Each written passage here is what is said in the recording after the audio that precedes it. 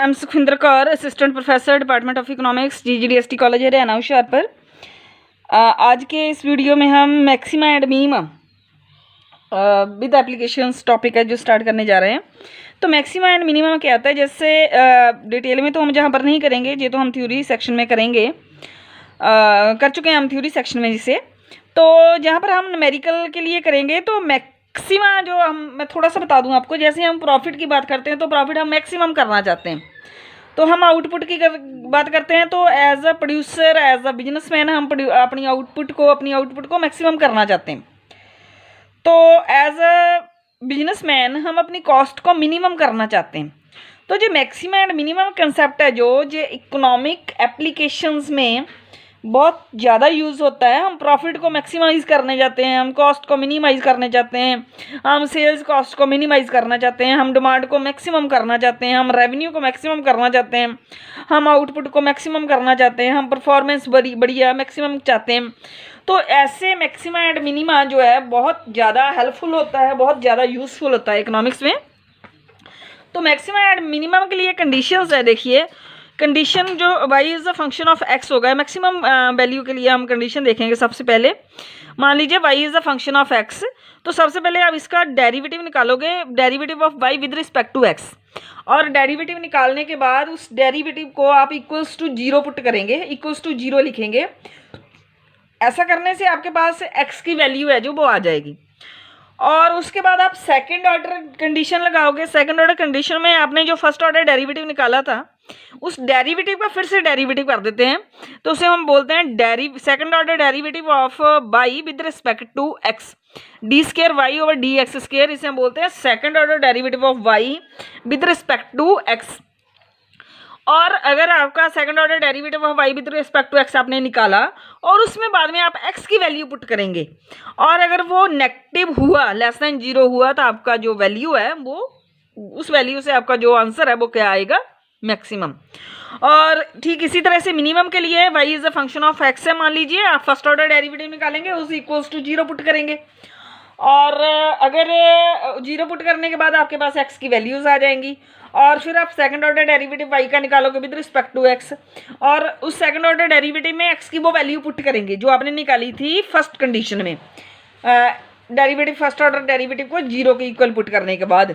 और अगर वो वैल्यू पुट करने के बाद मीन्स वो फर्स्ट ऑर्डर से जो आपने वैल्यू निकाली थी x की, वो second order derivative of y with respect to x में पुट करने के बाद आपकी वैल्यू जो पॉजिटिव में मीन्स ग्रेटर देन 0 आ जाती है, तो आपका जो आंसर है उस वैल्यू के साथ क्या आएगा, मिनिमम। तो आप अब हम क्या करेंगे, एक न्यूमेरिकल की हेल्प से इसे करने की कोशिश करते हैं। तो देखिए अब हम एक न्यूमेरिकल की हेल्प से देखेंगे। मान लीजिए हमें हमें दिया गया find the maximum and minimum values of the function. हमें दिया गया y is equal to x cube minus 12x plus 12। तो सबसे पहले तो हमने इसका फर्स्ट ऑर्डर डेरिवेटिव निकाल देना है, जो हमने लास्ट लेक्चर में किया है डेरिवेटिव्स में। तो ये देखिए न्यूमेरिकल देखने के बाद ही हमें पता चल जाता है कि जहाँ पर हमने x रेज़ टू पर n का फॉर्मूला लगाना है, वो क्या है, n x n माइनस 1। तो 3x क्यूब का डेरिवेटिव क्या हो जाता है, 3x स्क्वायर, और 12x का डेरिवेटिव क्या आ जाएगा, 12 साइन माइनस का जहाँ पर आ जाएगा, और 12 का डेरिवेटिव आपका 0 आता है, वो कांस्टेंट रूल है। तो ये आपका फर्स्ट ऑर्डर डेरिवेटिव हुआ 3x स्क्वायर माइनस 12। तो अब आपने फर्स्ट ऑर्डर कंडीशन लगानी है। फर्स्ट ऑर्डर कंडीशन क्या है, आप डेरिवेटिव है जो y का विद रिस्पेक्ट टू x उससे इक्वल्स टू 0 करेंगे। 3x square minus 12 is equals to 0। उसके बाद 12 को इस साइड लेकर जाते हैं, राइट हैंड साइड, इधर माइनस का था, इस साइड जाकर जो पॉजिटिव हो जाएगा, और x स्क्वायर आपका आ जाएगा 12/3। ये कितना आता है, 4।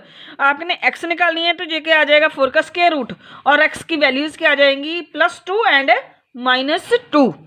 अब आपने जहां से निकालना है सेकंड ऑर्डर डेरिवेटिव। तो सेकंड ऑर्डर डेरिवेटिव आप क्या करते हो, डेरिवेटिव का डेरिवेटिव निकालते हो, d square y over d x square is होता है second order derivative of y with respect to x। तो आपने इसका डेरिवेटिव निकालना था, 3x स्क्वायर का डेरिवेटिव क्या होगा, 6x, और 12 का डेरिवेटिव क्या होगा आपका 0। ये फर्स्ट ऑर्डर का डेरिवेटिव का डेरिवेटिव निकालना था हमने।